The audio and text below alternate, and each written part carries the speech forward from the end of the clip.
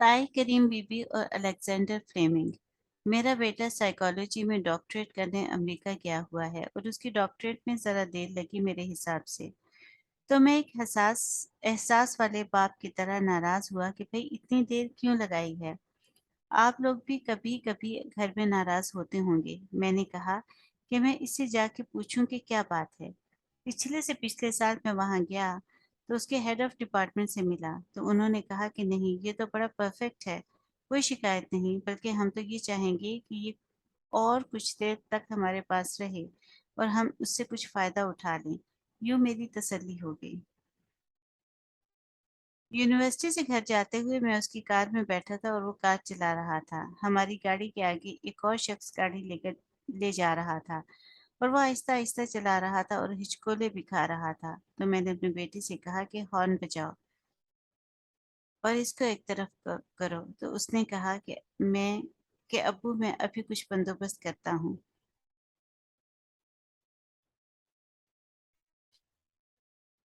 तो मैंने कहा कि भई आप उसको हॉर्न दें, तो वो कहने लगा कि अब्बू यहाँ हॉर्न देने का रिवाज नहीं है।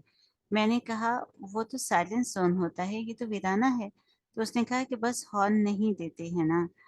तो मैंने कहा क्यों नहीं देते? कहने लगा कि मैं इसलिए नहीं देता हूँ कि ये आगे जाने वाला मुझसे उम्र में ज़रा बड़ा है। बहुत मुमकिन है कि उसने नई गाड़ी चलानी सीखी हो और मैं अगर हॉर्न दूंगा तो वो घबरा जाएगा और उसका नुकसान होगा। तो मैं ये नहीं चाहता। मैंने कहा कि दफा करो, उसका नुकसान होता है तो हो, तुम्हें इससे क्या, बजा हॉर्न और उसको हटा। कहने लगा कि नहीं, मैं माफ़ी चाहता हूँ अबू, ये ज़रा मुश्किल है, मैं ये इसलिए नहीं कर सकता कि ये मेरा कुलीग है। ओह, मैंने कहा अच्छा, क्या ये यूनिवर्सिटी में तुम्हारे साथ पढ़ता है या पढ़ाता है? उसने कहा कि नहीं, पढ़ता-पढ़ाता नहीं है। मैंने कहा कि ये तुम्हारा क्लास फेलो है? उसने कहा नहीं अब्बू, ये मेरा क्लास फेलो नहीं है, बल्कि ये मेरा रोड फेलो है। हम एक ही सड़क पर जा रहे हैं, इस रिश्ते से हम एक दूसरे के फेलो हैं। हम इसे तंग नहीं कर सकते। तो मैंने कहा कि बेवकूफ़, तुझे ये इल्म हासिल करने के लिए भेजा था नालायक आदमी। तुमको कहा था कि पीएचडी करके आओ। ये तो तुम बिल्कुल ही म्याऊं-म्याऊं से हो गए हो। ये कितनी बुरी बात है। मैंने उससे कहा कि देखो, वापस अपने घर लाहौर चलो और बेसब्री की ज़िंदगी बसर करो और वहाँ का ट्रैफ़िक देखो। यहाँ आकर तो तुम बिल्कुल नालायक हो गए हो। इस आदमी को अपना रोड फेलो बता रहे हो और उसकी इज़्ज़त अफ़ज़ाई के लिए और उसको नुकसान ना पहुँचाने के लिए ये सब कर रहे हो। हम तो वहाँ ज़रा कोई करीब आ जाए तो ऐसा धक्का देकर गुज़रते हैं कि उसकी जान निकाल देते हैं। मैंने कहा ये सब्र की बात तुमने कहाँ से सीखी? उसने कहा सब्र हमारे यहाँ आम है, लेकिन हमारे मुसलमानों में तो सब्र की बहुत तलकीन है और हम इसे पढ़ते थे, लेकिन इसको बहुत गहराई के साथ नहीं समझते थे कि इसका मतलब क्या है। यहाँ आकर मुझे अमली ज़िंदगी का पता चला कि सब्र के क्या मानी हैं और इसके क्या फ़वाइद हैं और ये इंसानी ज़िंदगी को किस कदर इस्तेहकाम अता करता है। ये बात बार-बार दोहराई जाती है कि अल्लाह जो है, आप उस पर पूरा-पूरा भरोसा रखें और अल्लाह जो है वो आपके हर मसले को हल करने के लिए आपके खालिक के तौर पर मौजूद है। और ला तक़नतु मिन रहमतिल्लाह, अल्लाह की रहमत से कभी मायूस नहीं होना चाहिए। जब तक आपके हाथ में सब्र की डोरी नहीं होगी, उस वक़्त तक आप ला तक़नतु के मानी नहीं समझ सकेंगे। मैंने कहा कि भाई ये तो तू कुछ अजीब-सी बात कर रहा है। मैं दीन के बारे में इतना गहरा मुताला नहीं रखता, जितना कि तू मुझसे बात कर रहा है। मैं तो चाहता हूँ कि अमल हो, तेज़ी हो। आगे बढ़ने के लिए कुछ करना चाहिए। इसने कहा कि एक आयरन होती है। आयरन जिसे कि एन्विल कहते हैं। इसके ऊपर लोहार लोहा रखकर कूटते हैं, तो वो बेबस कर देने का सबसे बड़ा सिंबल है ना। मैं उसने कहा कि जब लोहार आयरन के ऊपर चीज़ें कूटता है तो कई हथौड़े टूट जाते हैं, लेकिन आयरन अपनी जगह पर कायम रहता है। जब सब्र की उसने ये बात की, तो मेरे ज़हन में अपना बचपन आ गया कि मेरे गाँव में एक हमारी ताई थी। ताई मेरी असली तो ना थी, लेकिन गाँव की ताई सबकी ताई होती है। जब मैं 8वीं में हुआ तो मैं अपनी ताई से अच्छे तरीके से मिला। उसका खावंद तेली था, वो फ़ौत हो चुका था। मेरी पैदाइश से पहले फ़ौत हो चुका था। जिस वक़्त ताया फ़ौत हुए, उस वक़्त ताई की उम्र कोई 19 बरस थी। ताई के 2 बच्चे थे, एक बेटा और एक बेटी। उसके बाद उसने कहा कि मैं अपनी ज़िंदगी खुद बनाऊँगी और इन 2 बच्चों का बोझ अल्लाह के फ़ज़ल के साथ लेकर चलूँगी। लेकिन काम तो मुश्किल था। बैल की निगहदाश्त करना, कोल्हू चलाना, तेल निकालना और फिर उसके बाद शाम के वक़्त कंधा लगा के उसको निकालना। बहुत मुश्किल काम था। ये काम एक बहुत तगड़ा और तनोमत मर्द कर सकता था। तो मैं जब उससे मिला तो वो मेरे लिए एक ऐसा किरदार थी, जैसा कि आपने रीडर्स डाइजेस्ट में आमतौर पर पढ़ा होगा, the most unforgettable character I ever met. मैंने ये देखा कि ताई के पास एक छोटी-सी रंगीन सी पीढ़ी थी। वो हर वक़्त उसको अपने साथ रखती थी। बैल के पीछे चल रही है तो पीढ़ी उसके हाथ में है। खाना पका रही है तो पीढ़ी उसके हाथ में है। रंगीन सी बड़ी खूबसूरत थी। कोई भी काम कर रही है तो पीढ़ी उसके साथ है। वो उसको हर वक़्त अपने करीब तरीन रखती थी। मैंने कभी उसके बारे में उससे पूछा नहीं, लेकिन मैं उससे मुतासिर ज़रूर था कि ये एक नई तर्ज की चीज़ है जो उसने बड़ी एहतियात से अपने पास रखी हुई है। एक दिन जब उसने मुझे साग और रोटी दी और मैं करीब रखी पीढ़ी पर बैठने लगा तो उसने कहा कि नहीं नहीं पुत बेटा, इसके ऊपर ना बैठना। दूसरी 2 पड़ी हैं, एक छोटा सा मूढ़ा भी पड़ा होता हुआ है। तो मैंने कहा कि ताई इसके ऊपर क्यों ना बैठूं? तो उसने कहा ये बड़ी अदब वाली पीढ़ी है। कहने लगी कि जब तेरा ताया फौत हुआ था और मैं 19 बरस की बेवा थी, एक लड़की सी थी ना, तो मेरे ऊपर मुश्किलात का एक पहाड़ टूटा तो हमारे गांव के एक मौलवी साहब ने कहा कि करीम बीबी फिक्र न करना, अल्लाह जो होता है वो सब्र करने वालों के साथ होता है। इन्नल्लाह मअस साबिरीन, अगर तू सब्र करेगी तो अल्लाह तेरे साथ होगा और अल्लाह से बड़ी कंपनी किसकी हो सकती है। कहने लगी कि मैं बड़ी खुश हुई और मैंने तहैया किया और मैंने 2 रकात नमाज नफल पढ़े और मैंने कहा कि ए अल्लाह मुझे तकवीत अता फरमा कि मैं साबरों में से हो जाऊं और साबराना ज़िंदगी बसर करूं। चुनाचे इसी तहैये के साथ मैंने ज़िंदगी बसर करना शुरू कर दी और मैं करती रही। एक दिन मुझे ख्याल आया कि क्या वाकई अल्लाह हर वक्त मेरे साथ मौजूद है। ये ख्याल आने के साथ साथ मेरे ऊपर एक जिम्मेदारी आयद होगी कि अल्लाह जब मौजूद है तो है, आता भी है तो मैं उसको बिठाऊंगी कहाँ। अल्लाह के लिए तो एक अच्छी सी कुर्सी होनी चाहिए ना। वो मेरे साथ जो है, तो मैंने एक पीढ़ी ली, बड़ी अच्छी सी रंगीन सी, और उसके ऊपर ये नवार लगाई और उसको हर वक्त साथ रखती हूँ चूँकि इन्नल्लाह मअस साबिरीन, अल्लाह सब्र करने वालों के साथ है। मुझे यकीन है कि वो है, इसलिए हम में से कोई भी इस पर नहीं बैठ सकता।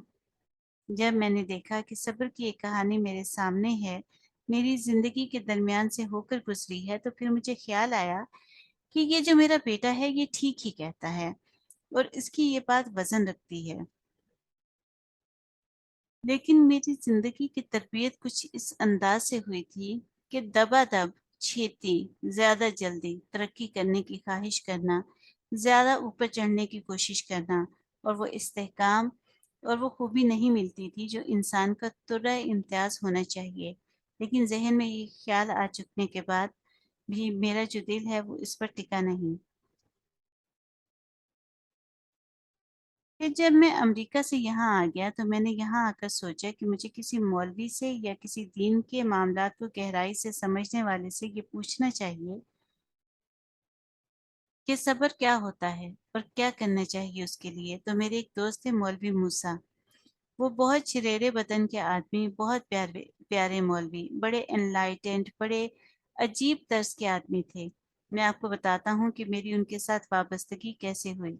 जिस ज़माने में मैं समनाबाद में रहता था, ये लाहौर का इलाका है, वहाँ जुमा की नमाज में मैं जिस मस्जिद में पढ़ने जाता था, वहाँ मौलवी मूसा जो थे वो नमाज पढ़ाते थे और खुतबा देते थे। वहाँ एक दफ़ा ये हुआ कि मौलवी साहब खुतबा दे रहे थे और मिंबर पर खड़े थे और लोग बिल्कुल चौकस उनकी बातें सुन रहे थे। और वो खुतबा ये था कि हज़रत अबू बकर सिद्दीक रज़ी अल्लाह ताला अन्हा ने कहा कि जिन लोगों ने ज़कात देने से इनकार किया, मैं उनसे बकरे के गले की रस्सी तक लेकर रहूँगा, क्योंकि मेरे नबी सल्लल्लाहु अलैहि वसल्लम का यही हुक्म है। सब इनकारी हो गए थे ना कि हम ज़कात नहीं देते।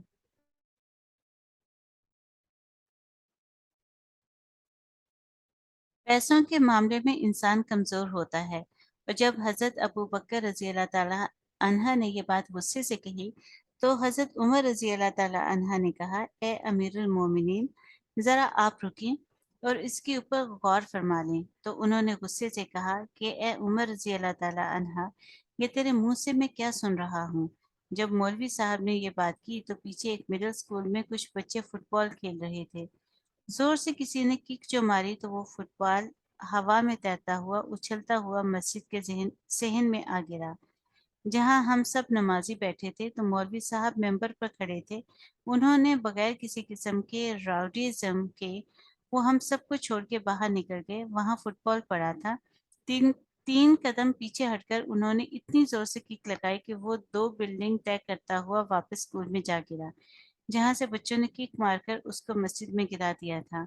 और फिर वो आकर मेंबर पर खड़े हो गए और उन्होंने कहा कि ए उमर रज़ी अल्लाह ताला अन्हा, तो ये क्या कह रहा है कि मैं हैरान हो रहा हूँ कि जारिया के ज़माने में तो तू इतना मज़बूत था और जबकि ये मामला दरपेश आया है तो तू इतना नहीफ़ हो रहा है। मुझे कसम है अल्लाह की कि जो हुक्म मुझे दिया गया, मैं इस पर पूरा अमल करूँगा। मैंने किक मारते हुए एक मौलवी को देखा तो अजीब सा लगता है ना। जब खुतबा खत्म हो गया तो मैंने उनसे पूछा कि मौलवी साहब ये सब, तो कहने लगे कि वो बच्चे खेल रहे थे और बच्चों का शौक होता है तो उनका फुटबॉल आ गिरा था। तो वो बच्चे खौफज़दा थे कि मस्जिद में कैसे जाएं। बड़े बुजुर्ग लोग झिड़कियां देते हैं ना, तो यहाँ भी बहुत से ऐसे लोग होंगे। मेरे दिल में ख्याल आया कि उनका फुटबॉल तो उनको वापस मिलना चाहिए ना। तो मैंने वहां जाकर किक लगा दी और उसको वापस फेंक दिया। मैंने कहा कि मौलवी साहब, मैं आपकी तलाश में हूँ, मुझे ये बताइए कि सब्र क्या होता है। उन्होंने कहा कि इशफाक साहब, आप वहाँ से स्टार्ट ले सकते हैं कि जब बहुत ज़्यादा ट्रैफिक हो और जब गाड़ियों में गाड़ियाँ फंसी हुई हों, आगे निकलने का कोई रास्ता ना हो और आप अपनी कार चला रहे हों, तो आप पी-पी ना करें, हॉर्न ना बजाएं और ना सिर्फ हॉर्न ना बजाएं बल्कि स्टीयरिंग पर अपनी उँगलियां भी बेचैनी के आलम में ना बजाएं। इसको सब्र कहते हैं। तो मैंने कहा कि फिर हम क्या करें? कहने लगे कि बजाय इस पर उँगलियां मारने के या किसी को झिड़कने के, आप इस वक्त विर्द शुरू कर दें, अल्लाह का ज़िक्र, क्योंकि ये आपको आसानी देगा। आप इस वक्त आराम से या लतीफ़ या वदूद पढ़ना शुरू कर दें। आप ट्रैफिक में फँसे हुए हों तो बेचैनी का मुज़ाहरा ना करें, क्योंकि एक मुसलमान को ये ज़ेब नहीं देता है कि वो बेचैन होकर, क्योंकि अल्लाह उसके साथ है। उसका दीन उसके साथ है और उसको जो रोशनी मिलती है वो अपने पुरानों से, बुजुर्गों से, अपने पुरखों से और साथियों से मिलती है। उसको भगाने की ज़रा भी ज़रूरत नहीं। आप इस वक्त विद करें या लतीफ़ या वदूद हो तो आराम से बैठे रहें। जब ट्रैफिक खुलेगा, मुश्किल दूर होगी तो फिर आप निकल पड़ें, बजाय इसके कि आप बेचैनी का शिकार हों। मुझे याद आया कि जब मैं छोटा था, छोटे से मुराद जब मैं मैट्रिक में था, तो मेरे एक खालू थे। उनके पास एक बड़े आला दर्जे की मोटरसाइकिल थी, बड़े साइज़ की, इंडियन मोटरसाइकिल। मेरे खालू पंप शूज़ पहनते थे, न जाने उनको पंप शूज़ क्यों कहा जाता था। बस ये एक लफ्ज़ था ख़ास उनके लिए। वो पंप शूज़ जिनके ऊपर काली टाई लगी होती है, पहनकर बड़ी शान के साथ मोटरसाइकिल पर बैठकर लाहौर की सड़कों पर दौड़ाते थे। उस ज़माने में लाहौर में 25-30 कारें होंगी और वो एक ही मोटरसाइकिल था, जो पता नहीं अकेला ही 1200 सीसी का होगा। इतनी ऊँची आवाज़ और इतनी ऊँची शान, और उसके ऊपर निहायत खूबसूरत आदमी बैठा हुआ है। और जब वो लाहौर का चक्कर लगाते थे, तो सारी दुनिया उनको मुँह में उँगलियाँ डालकर देखती थी। ऊंची घड़ी बांधते थे, यानी थोड़ी ऊपर को, और अजीब तरह की खुशबुएं लगाते थे। मैं उनको देखता था, जो हमारी खाला थी, खाला राबिया। जब ये मोटरसाइकिल पर निकलने लगे और खूब चक्कर लगाने लगे तो मैंने अपनी खाला को काफी परेशान देखा, क्योंकि मेरी खाला खालू की जिंदगी में कुछ और ही तरह का टेढ़ापन पैदा हो रहा था। اور وہ کچھ اور طرح سے اور کچھ اور لوگوں میں پاپولر ہو رہے تھے، اور جب خاوند میں ذرا سی بھی ٹیڑھ پیدا ہو جائے تو بیوی کو پریشانی کا سامنا کرنا پڑتا ہے۔ میری خالہ پوچھتی تھیں کہ کس طرح سے ہو کہ اکرام خان صاحب، میرے خالو جو ہیں، وہ راستے پر آ جائیں اور میری محبت میں مبتلا رہیں اور ہمارا گھر آباد رہے۔ تو اس وقت مجھے یاد ہے کسی نے ان کو بتایا تھا، میں سمجھتا ہوں کہ آج بھی یہ ذکر بڑا کارآمد ہوگا، خاص طور پر خواتین کے لیے، کہ جب گھر میں اس طرح کی الجھنیں ہوں تو کیا جانا چاہیے۔ تو انہیں کسی نے یہ بتایا تھا کہ آپ 1000 مرتبہ یا ودودوں کا ورد کر کے اپنے خاوند کو کھانے پر دم کر کے کھلا دیں اور آپ بھی بیٹھ کر کھائیں، اس سے محبت اور یگانگت بڑھتی ہے۔ یہ وہی ذکر ہے نا جو مولوی موسیٰ نے بتایا تھا کہ اسٹیئرنگ پر انگلیاں نہ بجائیں بلکہ یا لطیفو یا ودودو کا ورد کریں، اس سے آپ کا بھی فائدہ ہوگا، اللہ کا ذکر بھی ہوگا، بے چینی بھی کم ہوگی جو ہمارے ہاں بلڈ اپ ہو رہی ہے۔ میں اپنی خالہ کو دیکھتا تھا کہ وہ بہت پریشان تھی، لیکن اللہ کے فضل سے اور اس رخ پر استقامت اختیار کرنے سے ان کی یہ الجھن دور ہو گئی اور میرے خالو جو تھے وہ پہلے والے خالو بن گئے۔ پھر مجھے یہ یاد ہے کہ وہ پائلز کی ظالم بیماری سے فوت ہو گئے۔ ان کا جنازہ رکھا تھا گھر میں، میری والدہ اور چچی تھیں، لیکن رونے والی عورتوں میں کچھ ایسی بھی شامل تھیں جو بہت زور سے رو رہی تھیں، جن کو ہم نہیں جانتے تھے۔ پھر ذہن میں خیال آیا کہ کتنا صبر کیا جانا چاہیے۔ مولوی موسیٰ نے کہا، بے چین ہونے سے، گھبراہٹ سے، چینچی کرنے سے، گھر والوں سے لڑنے سے، وہ حسن جو اللہ تعالیٰ نے آپ کے اندر عطا کیا ہے وہ نصیب نہیں ہوتا۔ باہر کا حسن تو آدمی میک اپ کر کے کر لیتا ہے، لیکن وہ زیادہ دیر تک ساتھ تو نہیں دیتا ہے نا، ایک اندر کا حسن بھی ہوتا ہے۔ میں بڑی دیر تک روم، جو کہ اٹلی کا دارالحکومت ہے، وہاں رہا ہوں۔ وہاں میں پڑھتا تھا اور پڑھاتا بھی تھا۔ خیر، وہاں سن 53 میں ایک صاحب ہماری یونیورسٹی میں لیکچر دینے آئے جو کہ بہت نامی گرامی انسان تھے۔ ان کا نام تھا سر الیگزینڈر فلیمنگ۔ یہ وہ صاحب تھے جنہوں نے پینسلین کو ڈسکور کیا تھا، نوبیل انعام یافتہ۔ سر کا ان کو خطاب ملا تھا، تو سر فلیمنگ سے بہت سی باتیں ہوئیں، لیکن ایک موٹی بات جو انہوں نے کی تھی کہ دنیا میں سب سے زیادہ صبر کرنے والا شخص جو ہوتا ہے وہ سائنٹسٹ ہوتا ہے۔ تو یہ میرے لیے نئی بات تھی اور اچنبے کی بات تھی۔ مجھے مشرقی نوجوان ہونے کی حیثیت سے شاید حق پہنچتا تھا کہ میں ان کی خدمت میں حاضر ہو کر ان سے پوچھوں کہ سر اس کی تفصیل کیا ہے۔ تو میں ان کی خدمت میں حاضر ہوا، ہوٹل میں ٹائم طے کیا۔ بڑی مہربانی تھی آن جہانی کی کہ انہوں نے ٹائم دیا، بڑی دیر تک ان کے پاس بیٹھا، بڑے سوالات کیے۔ میں آج اس کا ایک چھوٹا سا قصہ آپ کو عرض کرتا ہوں۔ میں نے کہا کہ سر یہ جو آپ ایجادات کرتے ہیں اور جو آپ اتنے رتبے کے سائنٹسٹ ہوتے ہیں، یہ آپ کو کیسے آ جاتا ہے؟ انہوں نے کہا کہ اس میں ہمارا تو کوئی اتنا بڑا کمال نہیں ہوتا، ہم تو بس لیبارٹری میں جاتے ہیں اور لیبارٹری میں حاضر رہتے ہیں اور چوکس رہتے ہیں، اور ہم کوئی کام نہیں کرتے، بس ہم لیبارٹری میں ڈانس کرتے ہیں، ایز اے ڈرویشز ڈانس۔ کہنے لگے کہ درویش کا مطلب جانتے ہو؟ میں نے کہا کہ سر وہ تو ہے ہی ہمارا، یہ تو آپ نے بورو کیا ہے ہم سے۔ کہنے لگے، جیسے ایک درویش ناچ کرتا ہے اسی طرح سے ایک سائنٹسٹ اپنی لیبارٹری میں ہر وقت ہمتن ناچ میں لگا رہتا ہے۔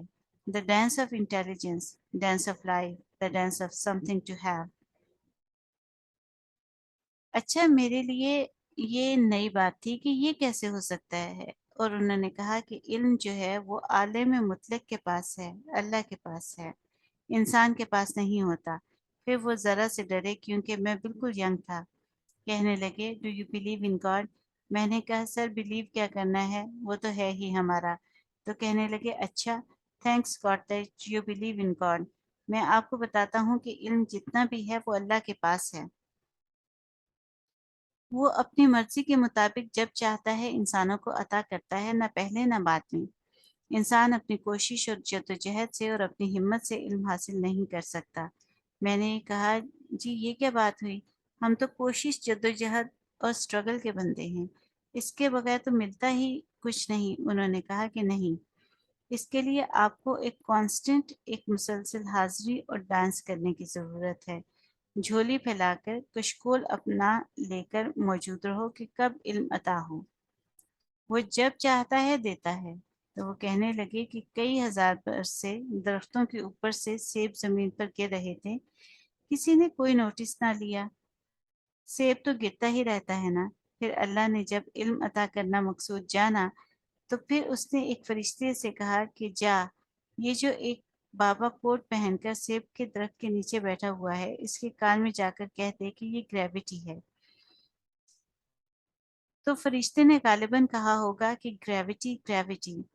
फिर उसने सोचा होगा कि ये कैसे गिरा, और उसके ऊपर उसने काम करना शुरू कर दिया. और इस तरह से इल्म सिर्फ आलिम मुतलक अपनी मर्जी से अता फरमाता रहता है.